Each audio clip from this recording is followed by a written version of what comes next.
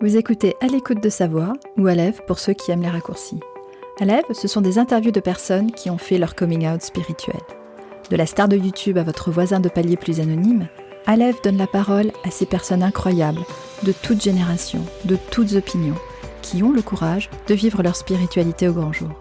C'est tellement enrichissant de les écouter et leur partage inspirant va vous montrer qu'il est possible de sortir de son placard spirituel et de vivre plus heureux encore. La peur est une émotion, la peur est un champ énergétique et plus on nourrit la peur, plus on va constituer des petits fragments en fait de ce qui vont amener à la création de ce qu'on appelle chez les passeurs d'âme des entités. Je suis Christine de Joigny et je découvre chaque jour un peu plus ma spiritualité. Peut-être vous êtes comme moi et vous cherchez des réponses. Bienvenue dans cette deuxième partie de l'interview d'Audrey Nivet. Je vous recommande fortement d'écouter d'abord la première partie pour bien comprendre, car cette partie est la suite de notre discussion qui était longue et dense. Cet épisode a été scindé en 2 parties et il y a vraiment une continuité dans les propos d'Audrey. Alors dans cette deuxième partie, qui est la suite, comme je l'ai dit, du premier épisode, dans lequel nous avons parlé de défunts, d'entités, de canal de lumière, Audrey va nous parler des émotions qui sont des champs énergétiques, de la façon simple de chasser une entité, et comment aider un enfant à se débarrasser de ses peurs enfantines, celles des monstres dans le placard. Bonne suite d'écoute de cet épisode. Justement, face à ce que tu as découvert, le fait que ça s'appelle passeur ou passeuse d'âme, quelles sont les peurs vis-à-vis de ça que toi tu as su dépasser ? Déjà, je crois que j'ai pas mal parlé de mes peurs jusqu'à présent, effectivement, parce que moi, ça me faisait peur. En fait, les premiers contacts que j'ai eus, clairement, en fait, parce que c'est pas des choses que je perçois avec mes sens physiques, en fait. Donc, quand je dis, par exemple, que je vois les âmes, très clairement, en fait, je les vois parce que j'ai pas d'autre mot qui me vient. Je les perçois, elles sont là. La meilleure image que j'ai pu arriver à formuler, l'air au-dessus d'une route, par exemple, ou quelque chose qui chauffe, qui est exposé au soleil. Oui. L'air se déforme, oui. Le passage de la lumière se déforme en fait à ce moment-là. Il y a comme une espèce de courbure un peu de l'air et on voit un espèce de truc un peu bizarre au-dessus de la surface qui est en train de chauffer en fait. Quand je dis que je les vois quelque part, au moment où je les vois, parce que c'est pas obligé de les voir d'ailleurs, mais donc généralement c'est plutôt avec mon 3e œil on va dire, mon œil intérieur.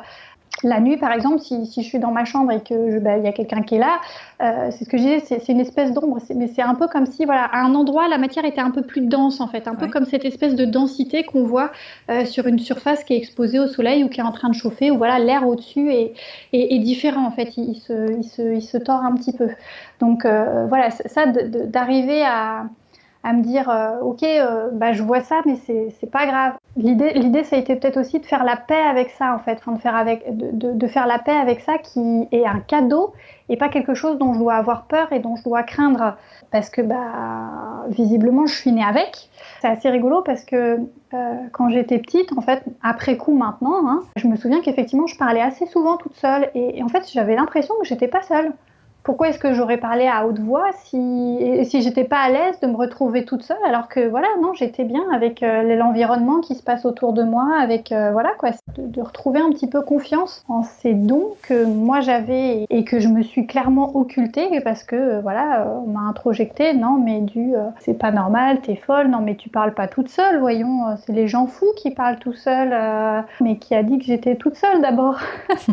Et justement, la peur est extrêmement importante quand on est passeur d'âme. Pourquoi ? Parce que la peur, c'est comme toutes nos émotions, c'est de l'énergie. Les âmes sont sur un plan énergétique en fait. On les voit plus, on les perçoit plus dans le monde réel. Par contre, donc ceux qui sont connectés aux énergies vont les percevoir en fait. Ils vont se rendre compte qu'il y a quelque chose, qu'il y a une énergie. Elle est pas, en tout cas, elle n'est pas neutre. C'est pas juste de l'air, c'est de l'énergie. Donc tout autour, on perçoit des champs énergétiques et donc les émotions sont des champs énergétiques. La peur est une émotion, la peur est un champ énergétique et plus on nourrit la peur, plus on va constituer des petits fragments en fait de ce qui vont amener à la création de ce qu'on appelle chez les passeurs d'âme des entités. Je commence tout juste en fait à découvrir, on va dire, les coulisses du passeur d'âme et tous les sous-entendus qu'il peut y avoir à mes champs de perception. J'apprends à mettre des mots, mais donc il y a pas très longtemps, j'ai reçu les enseignements d'une passeuse d'âme pour faire la différence nous-mêmes, ce à quoi on avait affaire en fait. Et il faut savoir donc que nos émotions, et notamment la peur, mais ça marche aussi pour la colère, enfin toutes ces émotions qu'on porte, peuvent amener à la création de ce qu'on appelle donc des entités. Les entités, c'est quoi? En fait, c'est une espèce de gros amalgame d'émotions. Et alors généralement, on a tendance à percevoir celles qui sont négatives. Donc par exemple, des fois, on va passer dans une pièce et on va sentir oh là, il y a un truc qui est pas net ici, il s'est passé quelque chose, parce que donc il y a eu une émotion qui a été très très forte et qui a laissé une trace. Oui. Elle peut donner lieu à une entité.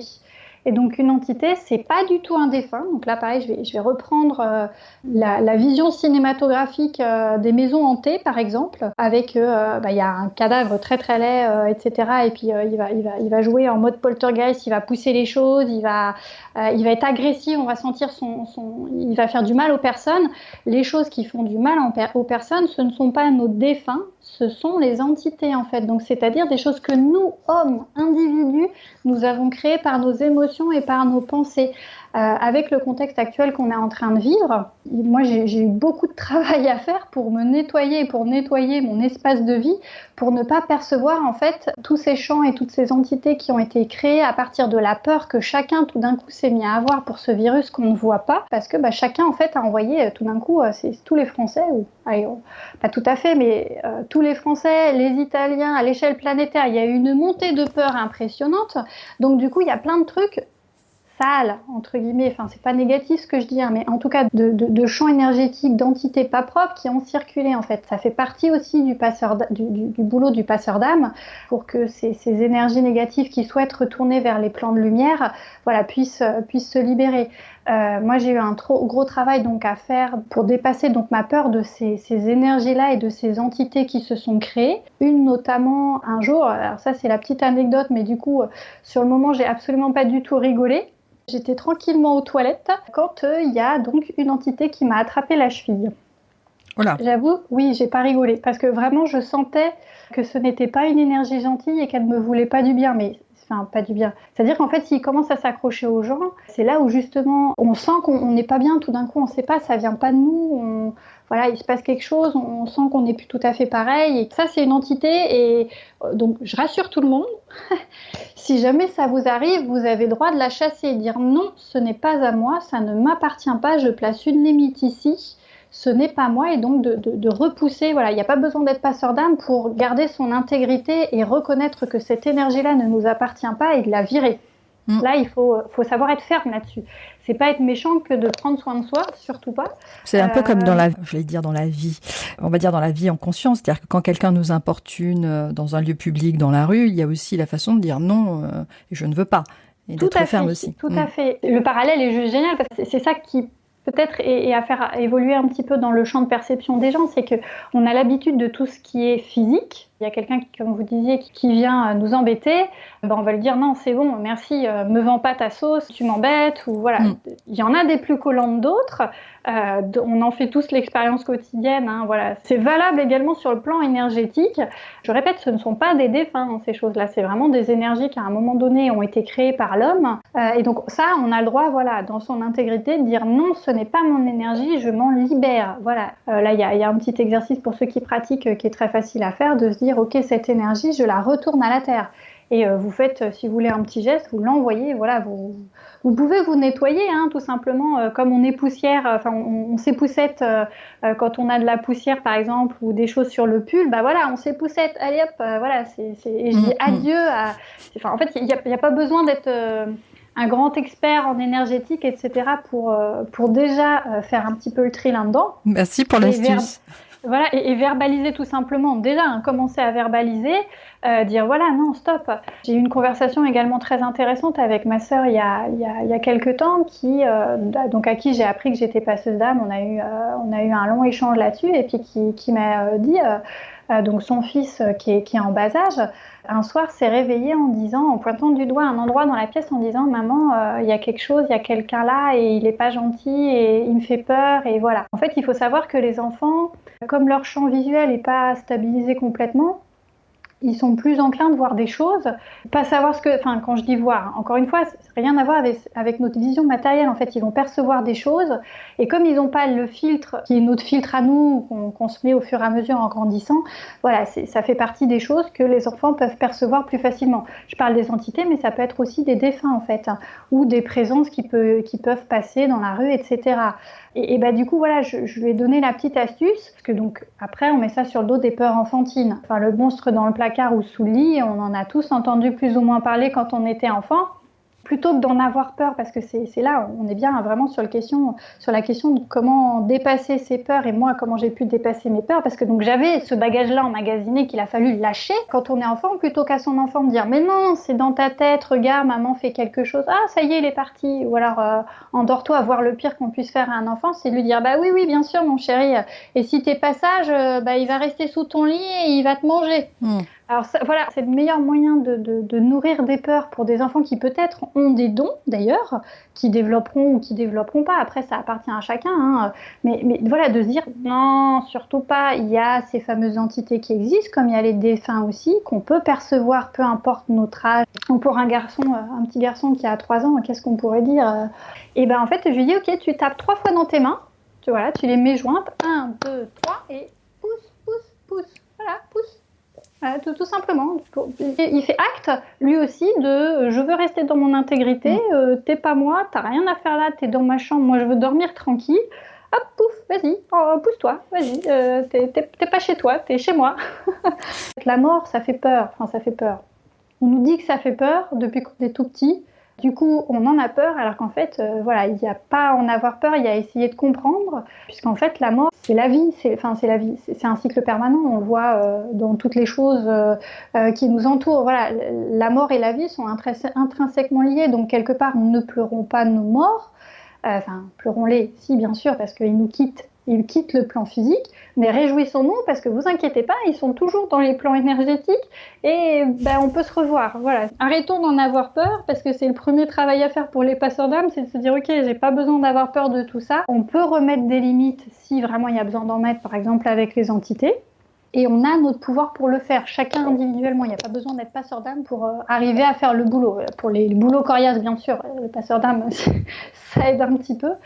Pour faire le nettoyage, le passeur d'âme sera le bienvenu. Mais sinon, de base, il n'y a pas besoin,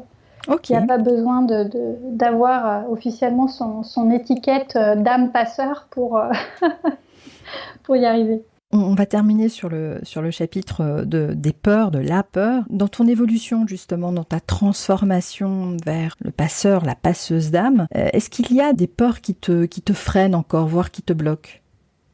Alors, je sais pas. En fait, avec le fait d'avoir découvert que j'étais passeuse d'âme, donc maintenant ça fait au moins 8 ans en tout cas que je vis des expériences plus ou moins bizarres les unes que les autres, en tout cas qui sont pas dans la réalité socialement admise. Depuis 10 ans maintenant que je chemine, je passe de découverte en découverte. Enfin, en fait, quelque part, à chaque découverte, c'est une peur et un dépassement de la peur. C'est comme ça qu'on fonctionne. Plutôt que des peurs, aujourd'hui, ce serait plutôt des limites qui me resteraient. Et les limites qui me resteraient sont celles dont on m'a gentiment bourré le crâne quand j'étais plus jeune. Je ne cite personne parce qu'en fait, c'est tellement vaste.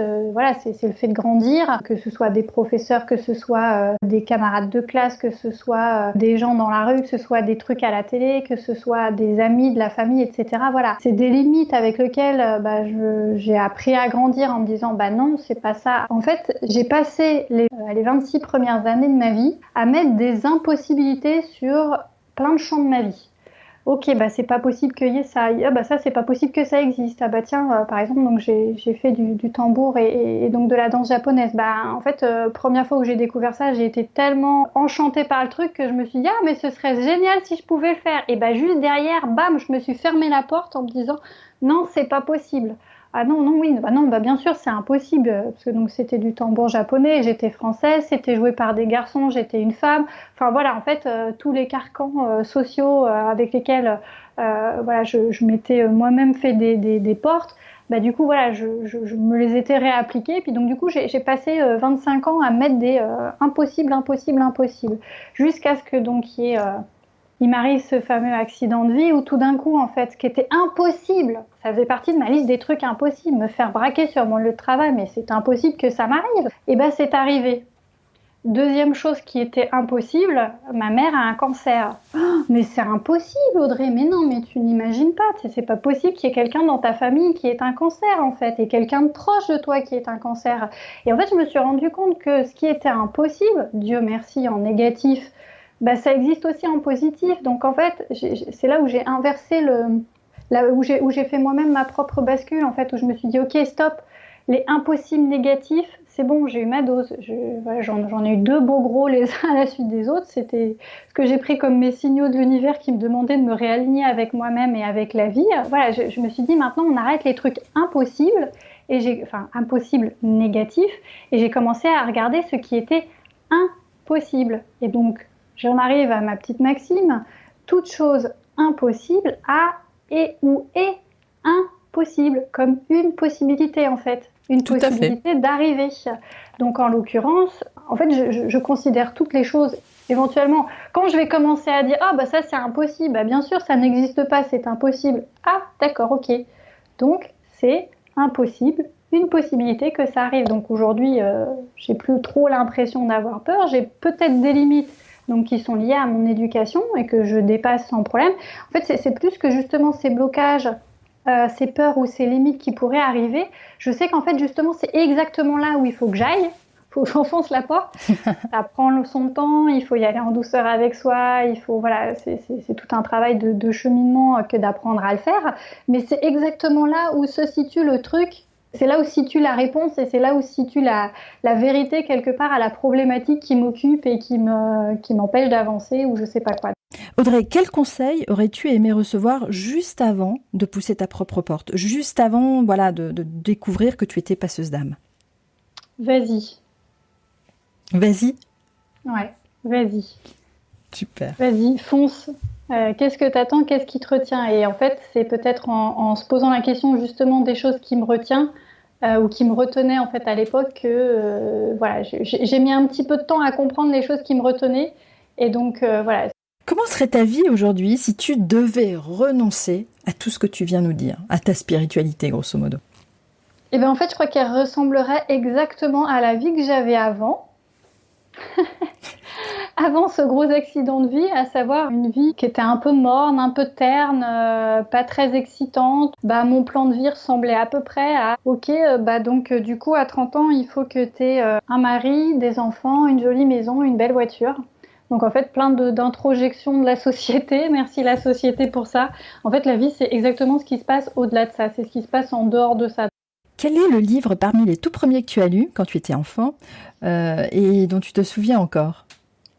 Alors ça, c'est une très bonne question. En fait, j'ai envie de dévoyer un petit peu la question. Je vais essayer quand même de répondre rapidement. En fait, donc, j'ai parlé tout à l'heure de ce braquage à main armée. Plutôt que de parler de mon enfance avant, j'ai plutôt envie de parler de mon enfance après le braquage. Puis je me suis rendu compte que quelque part, c'est comme si j'étais renée. Enfin, renée. C'est pas très joliment dit, mais c'est à peu près ça l'idée. Il y a la fameuse maxime qui dit on a 2 vies, que la deuxième commence quand on se rend compte qu'on n'en a qu'une. Ouais. C'est exactement ce qui m'est arrivé, puisque donc du coup j'ai vu ma mort en face, et donc j'ai mis fin à ma première vie et j'ai commencé la deuxième. Et la deuxième était de savoir que je n'avais qu'une vie. Donc en fait, les livres que j'ai envie de partager sont 2 livres donc, qui ont soutenu cette nouvelle enfant que j'étais au fur et à mesure, qui grandissait avec ce nouveau reformatage en fait.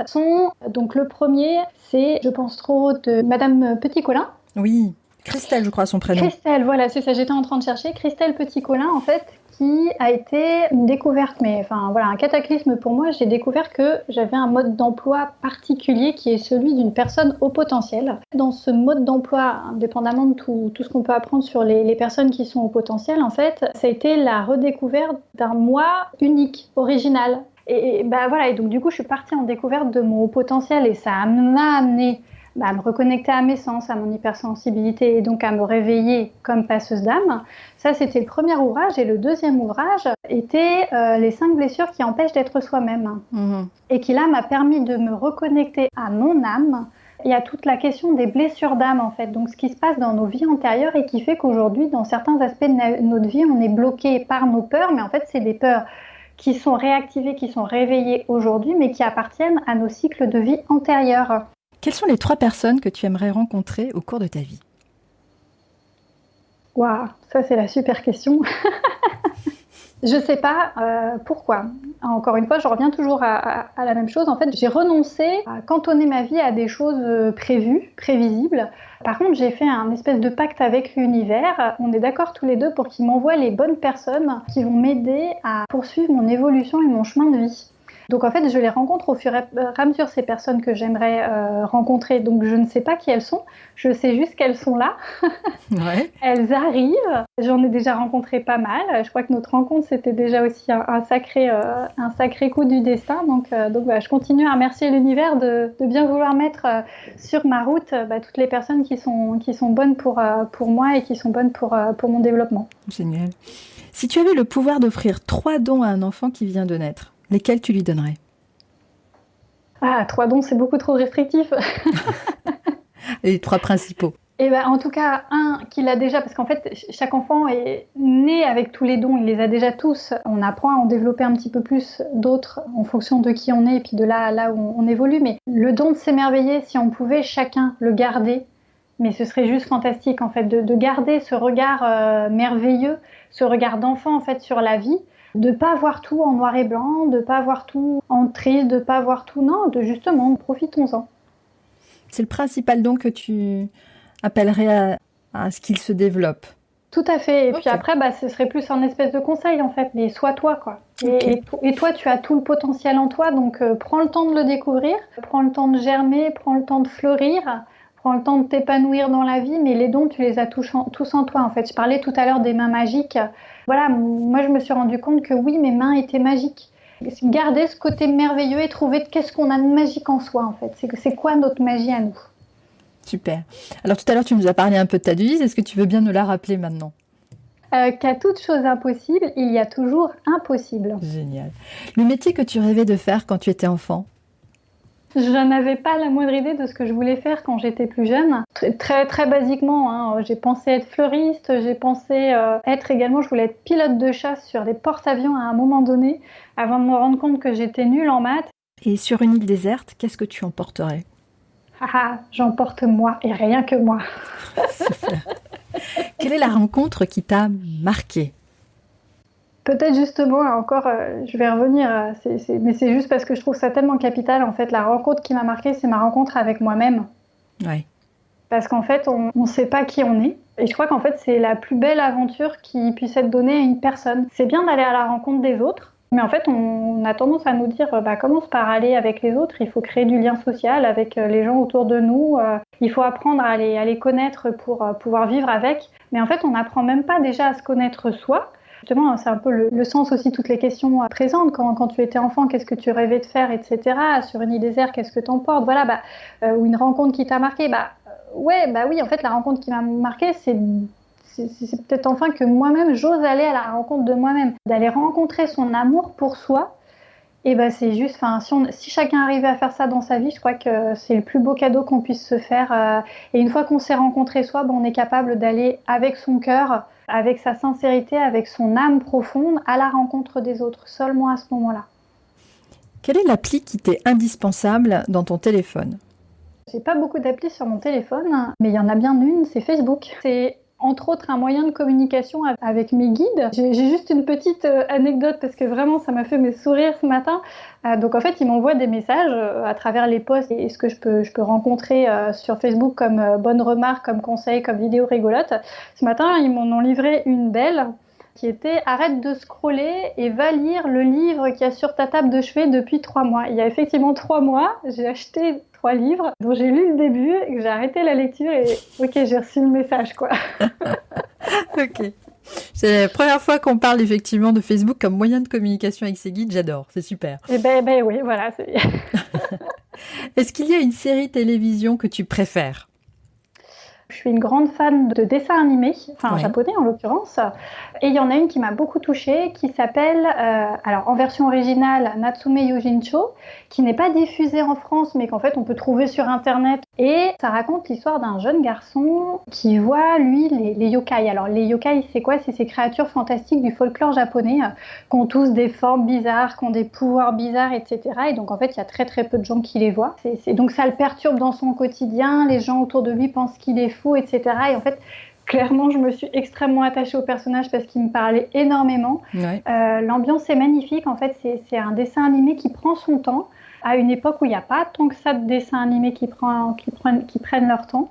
C'est plein de poésie, les histoires sont magnifiques, la musique est magnifique. C'est exactement le genre de dessin animé, donc il y a 7 saisons et je ne sais pas combien d'épisodes, mais voilà, il y a 7 saisons et c'est un dessin animé qui prend son temps et qui est idéal à regarder au coin du feu un jour où on a envie de se faire du bien, parce que vraiment ça fait du bien. Génial. Quel est l'endroit qui te ressemble le plus ? Chez moi. Chez moi parce que en fait, il y a des jours, c'est très rangé, et puis j'y vois clair, et puis il y a des jours, c'est le bazar. Et pour finir, et je sais que tout à l'heure, tu en as quand même un petit peu parlé en disant que c'était difficile de donner des conseils à ceux qui n'osaient pas pousser leur propre porte de leur placard spirituel. Mais si tu devais donner un conseil, Audrey, lequel serait-il ? Donc une question, qu'est-ce qui t'en empêche? Qu'est-ce qui te limite? Ça, ce serait la première chose en fait. Après, bien sûr, de quoi as-tu peur? Parce que la peur, moi j'aime beaucoup ce petit mot, la peur elle-même. On a peur de la peur elle-même. Et en fait, quand on dit ça, la peur elle-même, phonétiquement, la langue française, elle est magnifique. La peur elle-même. Tout à fait. Voilà, donc en fait, de prendre conscience que là où on a nos peurs, en fait, c'est qu'on s'aime. C'est justement la piste, elle est là. Coucou Audrey, t'as peur de ça? Regarde, c'est parce que là, regarde, il y a un truc qui t'aime en fait. Donc la peur, elle nous aime intrinsèquement.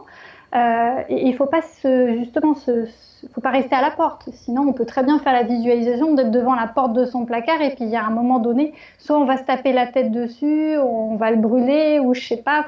Mais il y aura forcément un moment donné où on aura envie d'ouvrir cette porte de placard.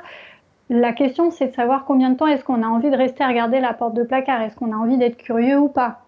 Enfin voilà, vraiment la question, mais de quoi as-tu peur? Et puis après, peut-être aussi, parce que je suis maintenant un peu de l'autre côté, juste une promesse en fait, le bonheur et la vraie vie, ils commencent après. Génial. On va terminer là-dessus. Audrey, merci infiniment pour tout ce que tu as partagé, pour ta générosité en conseils, en anecdotes, en partage de ton histoire. Et à très bientôt. Merci. Voilà, Aleph, c'est fini pour aujourd'hui et pour cette saison. Pour retrouver toutes les informations et les coordonnées de mon invité, rendez-vous sur le site internet à l'écoute de sa voix, voie.fr. Vous trouverez aussi toutes les ressources mentionnées dans cet épisode. J'espère que vous avez aimé ce que vous avez écouté. Si c'est le cas, vous pouvez soutenir le podcast en mettant un maximum d'étoiles sur Apple Podcast ou sur Podcast Addict afin de faire grimper la visibilité d'À l'écoute de sa voix. C'est de cette manière que vous pouvez aider concrètement le podcast à monter dans le classement. Votre soutien est important, je compte sur vous. Parlez-en autour de vous, abonnez-vous sur votre appli de podcast préféré et même sur YouTube. Si vous souhaitez aller encore plus loin et accéder à tous les goodies que j'envoie aux membres de la communauté Alève, vous pouvez vous abonner gratuitement sur alécoutedesavoix.fr. Vous pouvez découvrir en avant-première la personnalité du prochain invité sur le compte Instagram du podcast, alécoutedesavoix.podcast ou sur Facebook. Vous découvrirez aussi les images des coulisses. Merci beaucoup d'avoir écouté jusqu'au bout. Le podcast revient très bientôt pour une toute nouvelle saison avec des invités extraordinaires. D'ici là, prenez soin de vous.